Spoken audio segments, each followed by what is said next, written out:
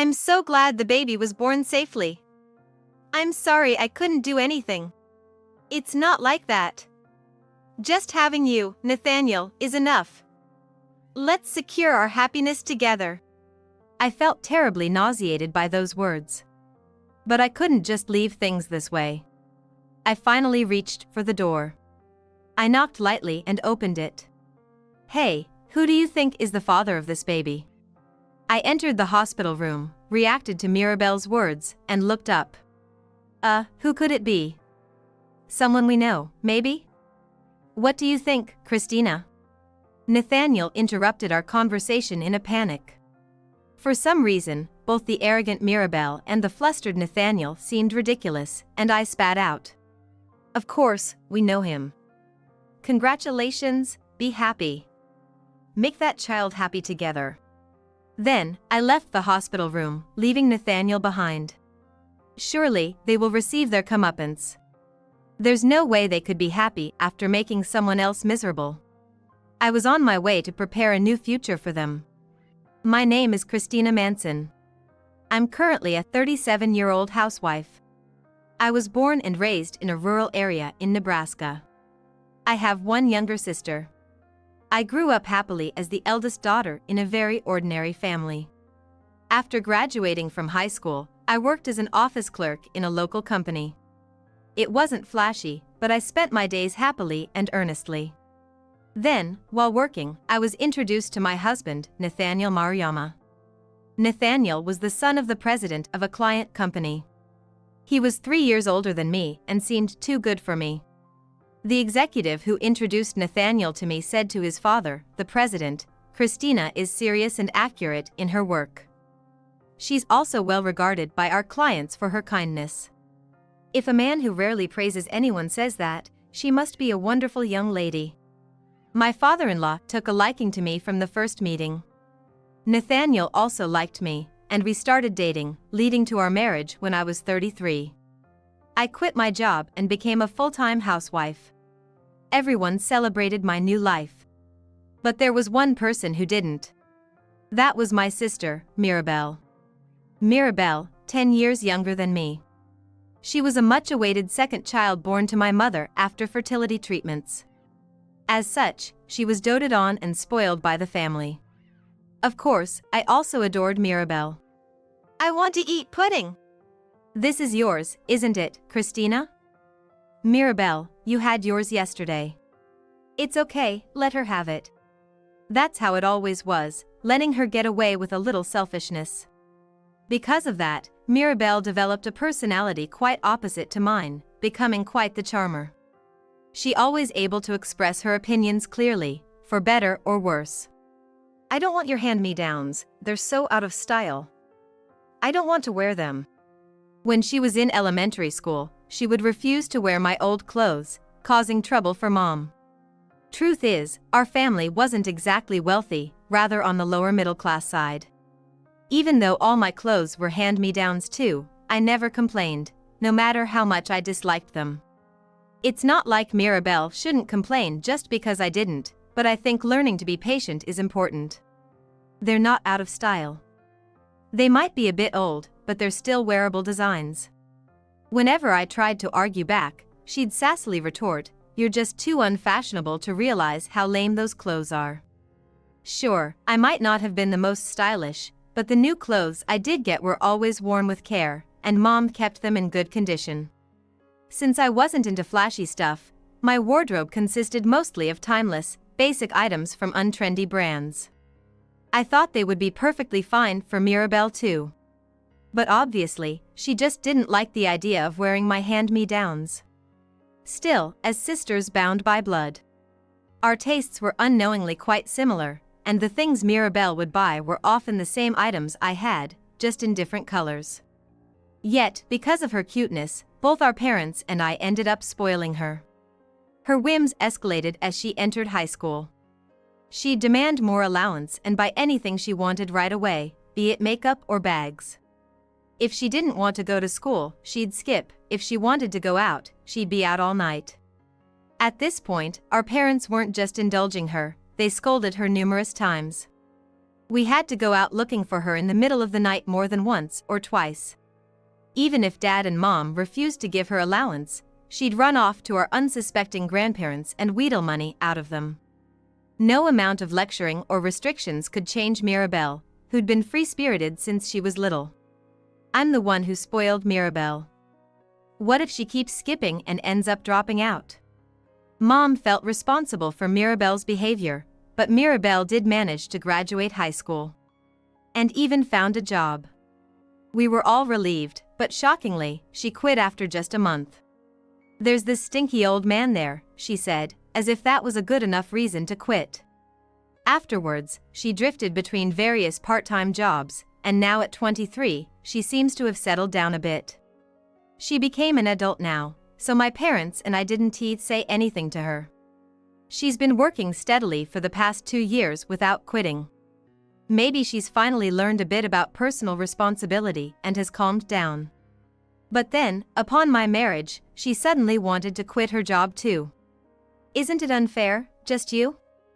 Marrying the son of a CEO and becoming a housewife, I'm so jealous. That was Mirabelle's first reaction when I announced my marriage. Being a housewife doesn't mean I won't do housework, and I'm planning to do some uncompensated company work from home.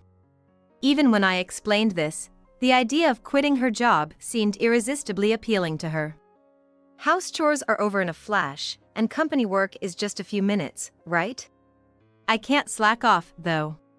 Well, having a father-in-law who's a CEO must mean a lot of family obligations, right? It seems like you'll never have a moment's rest. Mom took my side, but there was no way Mirabelle would be convinced. It's just a matter of patience until your in-laws are gone. In a few years, you'll be the CEO's wife, won't you? How can you say something like that? I was deeply offended by Mirabelle's remarks. Seeing me upset, Mirabelle laughed it off, saying, "Just kidding." But I wasn't in the mood to laugh, and our parents were just as stunned by her comment. Mirabelle's childish, self-centered words were too much for everyone. Yet, after a while, she actually quit her job. "I quit my job, so I'll start doing the housework tomorrow. I'm gonna be a housewife." We were all taken aback by her sudden declaration, having never helped Mom before. I was planning to get married and leave home in a few months, but I felt sorry for my parents who had to continue living with Mirabelle. I can't believe she really quit her job.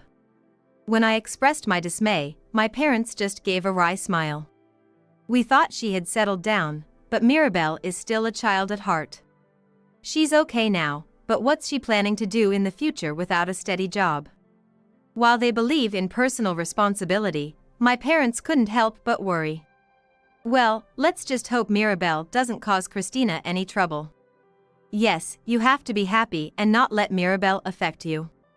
In the end, I couldn't do anything about Mirabelle's newfound enthusiasm for housewifery and left to get married. Despite moving out, I couldn't stop worrying about my family back home. My in-laws were kind, and life was comfortable, but being a housewife was harder than I expected.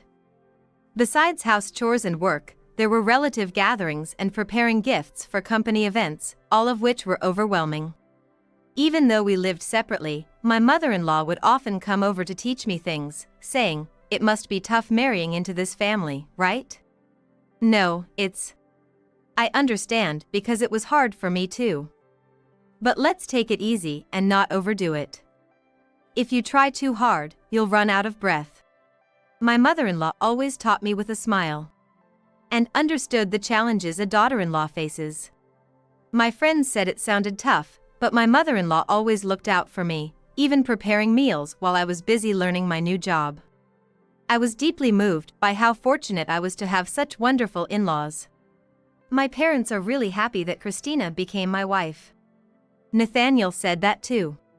Gradually, I started to blend in as a daughter-in-law in this family. Then, 2 years into our marriage, I was blessed with our long-awaited first child. My in-laws were overjoyed. Nathaniel seemed excited about the baby's arrival too. However, I had a concerning thought opposite to this joy. Nathaniel's suspicious behavior.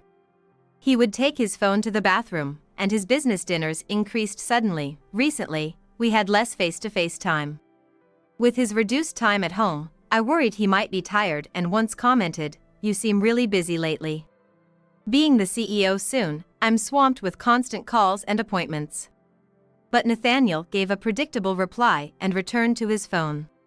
Since getting pregnant, I've been feeling increasingly anxious about Nathaniel not being around. Then one day, I started to suspect he might be having an affair.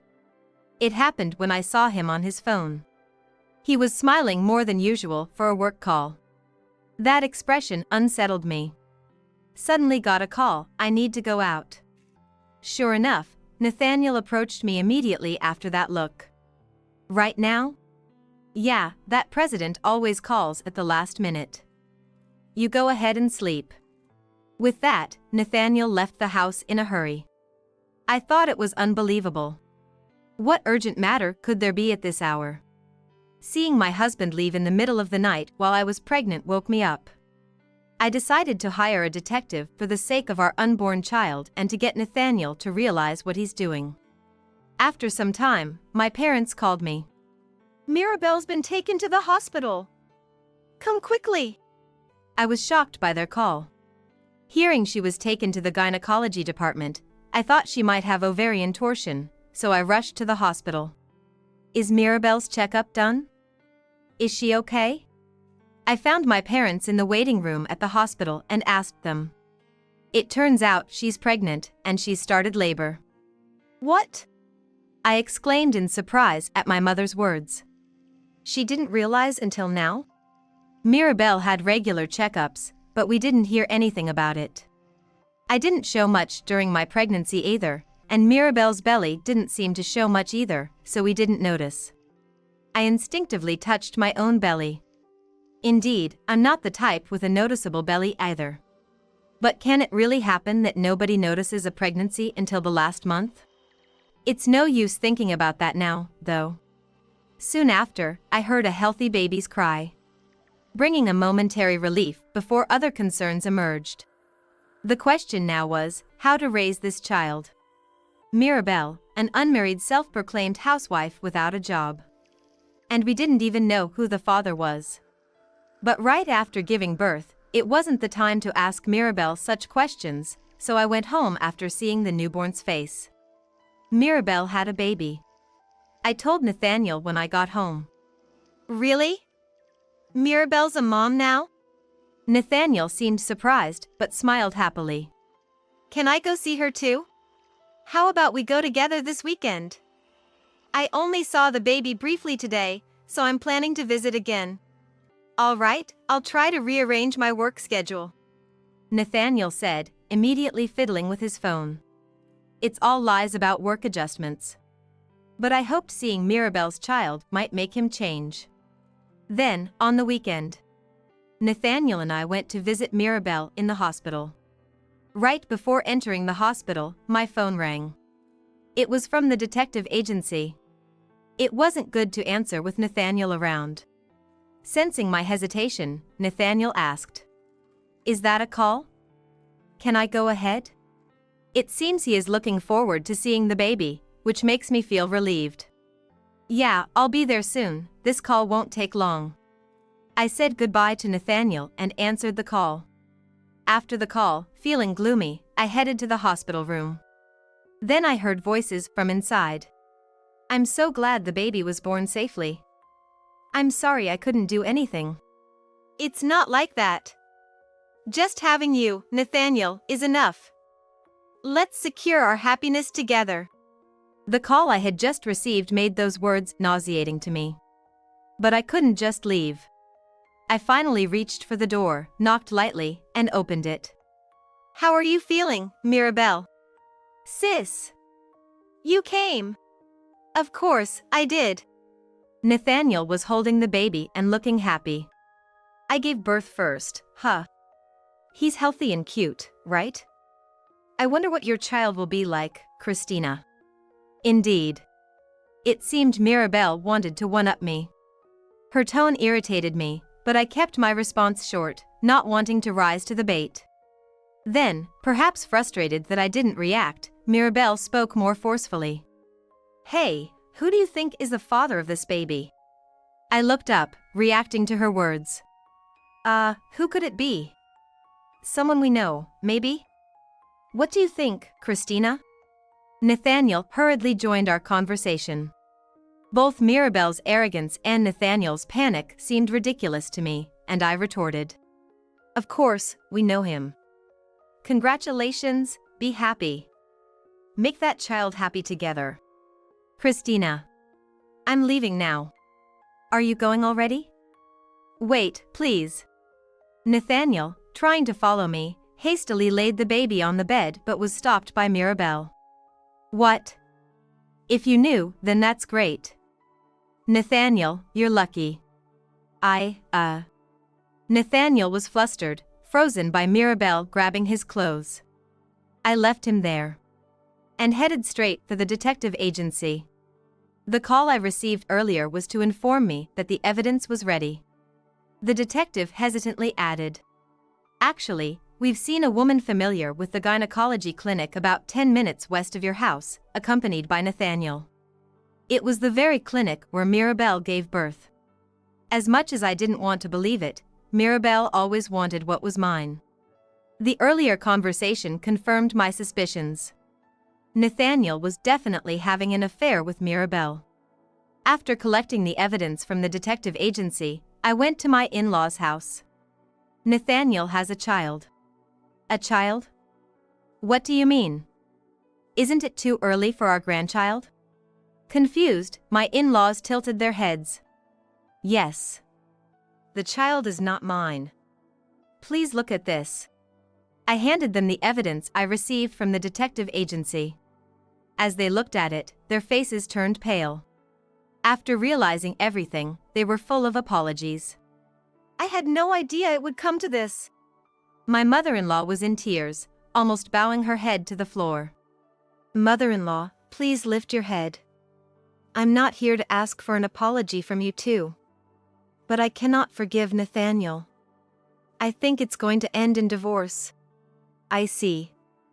A wonderful woman like you, Christina, being saddened like this, we as his parents can't forgive him either. We truly are sorry. We'll do anything we can to help." "Thank you." I felt a deep relief knowing my in-laws were understanding. The divorce seemed like it would go smoothly.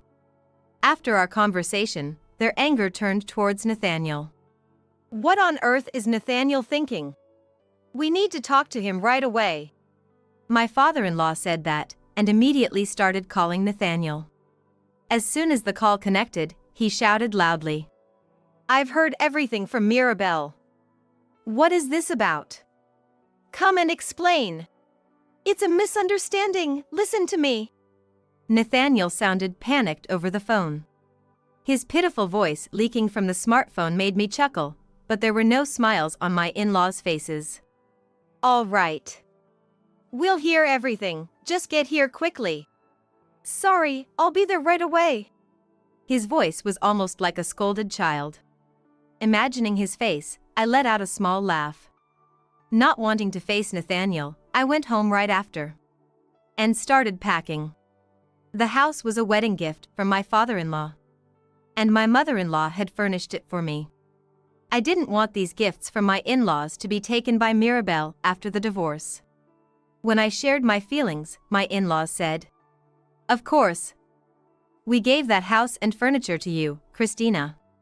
But we understand if you don't want to live there. We have an apartment closer to the station, so move there for now." "Thank you." They arranged a new home and moving company for me. Thanks to my in-laws, I moved out quickly. Nathaniel seemed to be grounded at his parents', not even allowed to go to work. My mother-in-law kept me updated about his situation. About a week later, I finally got a call from Nathaniel. "Christina. I finally got to call you. Mom took my phone, why are we getting a divorce?" "There's nothing to discuss. How can we continue our marriage when you have a child with another woman? It was just a fling with Mirabelle. I didn't expect her to get pregnant." Anyway, I'm on my way home, let's talk. Don't leave, stay there. Nathaniel said in a rushed tone and hung up, but I couldn't help but laugh. I had already moved out. Where on earth was Nathaniel heading to? Then, just a few minutes later, predictably, Nathaniel called again. What do you mean? Why is the house gone? His foolish voice made me laugh as I answered. I've already sold the house. The new owner plans to turn it into a parking lot. That's outrageous. That house is in my dad's name. Of course, I got their permission. The day I moved out, I disposed of your things. So, there's no house for you anymore. Just go back to your parents' house quietly. After I moved out, my father-in-law sold the house. I was grateful for his help. As I told Nathaniel, the new owner planned to turn it into a parking lot, and the house was demolished a few days ago. I went to see it being torn down. I thought I might feel sad, but watching the house being demolished with loud noises, I felt relieved. So, we really can't go back now. Nathaniel's probably standing where the house used to be. His voice sounded weak and desperate. He was just being stubborn, not accepting the inevitable. If he regretted it so much, he shouldn't have cheated in the first place. Stop being so persistent. Reflect on your actions back at your parents' place. Nathaniel must have escaped from his parents' scolding, but now he had nowhere else to find solace. He had destroyed it himself. That night, I received a call from my parents. Mirabelle is claiming Nathaniel is the baby's father, but that must be a mistake, right? Apparently, Mirabelle had been saying that since her discharge from the hospital, but my parents had ignored it, thinking it impossible. However, as she persisted, my mother called me, wondering if it might be true. I hate to ask you this, Christina. But what Mirabelle is saying is true. I'm planning to divorce Nathaniel. No way. I've already informed Nathaniel's parents and they're arranging a new place for me. I'll start discussing the divorce soon. My mother sounded like she was crying on the phone. She apologized several times, saying Mirabelle is sorry for what she did, which brought tears to my eyes. My mother seemed to feel responsible for her actions. Despite being an adult, Mirabelle probably couldn't imagine how her actions hurt others. Don't worry about anything, Mom. I reassured my parents and ended the call. Then, with my in-laws present, we began discussing the divorce. I was wrong. I fell for Mirabelle's temptation. Nathaniel seemed not to want a divorce, apologizing repeatedly, but his words didn't resonate with me. If you truly feel sorry, will you marry Mirabelle? That's impossible. The baby is born now, and Mirabelle can't raise a child alone.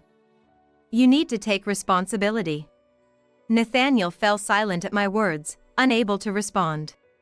My father-in-law sighed deeply. Christina, we will support the child you're expecting. Nathaniel, fulfill your obligations to Christina's sister and the child. Nathaniel reluctantly signed the divorce papers after being told this by both me and his father. I hope he reflects on his actions and how they led to this situation. After our divorce, Nathaniel remarried Mirabelle and began living with his parents. The house was gone, so they had no choice but to live together. By that time, I was in my final month of pregnancy but living comfortably in the house my in-laws had prepared for me. I'm sorry for taking Nathaniel away. Mirabelle messaged me, but I ignored it. Responding to Mirabelle now could harm my health. But probably, this was exactly what she wanted. I wonder what kind of child your sister will have. Cousins, but more like siblings, isn't that funny? Well, I'm younger and prettier, so my child will surely be better. She kept sending such insensitive messages. And hey! I haven't received a baby shower gift from you yet. Frustrated by her continuous messages, especially about a baby shower gift, I finally replied. Are you at home? I'll come over right now. I had ignored her for so long, but this message pushed me to visit Nathaniel's house. How are you, Christina? My mother-in-law greeted me warmly, showing concern even after the divorce. That day too, they welcomed me warmly to their home and invited me in right away. Is Mirabelle here? Nathaniel is off today, so she's probably around. My mother-in-law hesitated a bit, clearly uneasy. With a smile, I said, "Great. I've brought a baby shower gift for Mirabelle and Nathaniel." I entered and sat in the living room. My mother-in-law called Mirabelle. Mirabelle held the baby and looking content. She had no idea what was about to unfold. She looked at me with a mocking smile. Finally brought the baby shower gift? Well, we aren't short of money. I handed her a thick envelope. The envelope was so thick. It was too big to contain cash, making Mirabelle frown. What's this? I didn't plan to give it, but this is my gift to you. Mirabelle cautiously handed the baby to Nathaniel and opened the envelope. As she looked through the papers, her face turned pale. What is this? What do you mean by this? She shouted angrily at Nathaniel. Nathaniel looked at the documents Mirabelle was holding with a puzzled expression. And then he turned pale. I don't know anything about this. It wasn't me. It's obviously you, Nathaniel. I couldn't help but smile at their exchange. Actually, the envelope contained investigation documents from the detective. I had shown them to my in-laws, of course, but they revealed a shocking truth unknown to Mirabelle. Nathaniel had not just been unfaithful with Mirabelle. There were 4 others. Mirabelle was only the third in line. The first was a double affair with a subordinate's wife in his company. Nathaniel was really into her. According to my mother-in-law, the husband found out, and Nathaniel finally broke it off when he married Mirabelle. The second was a 20-year-old he met on an app. Incredibly, it was this girl, not Mirabelle, who accompanied him to the gynecologist. According to the detective, they were there for an abortion. And the third was Mirabelle. The fourth was a friend of Mirabelle, introduced by her. Of course, I knew all this, but by then Nathaniel was a stranger to me. Regardless of how many relationships he had, the fact that one of them was with my sister made it completely unacceptable. It was enough to make him irredeemable. I had planned to bury this information if Mirabelle sincerely apologized and reflected on her actions. However, her constant attempts to one-up me made me decide to bring her down from her high horse. You're terrible. A liar. As expected, Mirabelle went into hysterics, crying and screaming. Even though she was holding her precious baby. She cursed Nathaniel repeatedly and tried to grab him. What's all this noise? At that moment, my father-in-law returned home. Seeing me, he said happily, "Christina, you're here." Then, he glared at Mirabelle and Nathaniel. "What are you doing?" shouting in front of the baby. Father-in-law. Listen, Nathaniel has. Oh, they both know everything Nathaniel has done. I smiled at Mirabelle, who had a meltdown. Oh, that matter.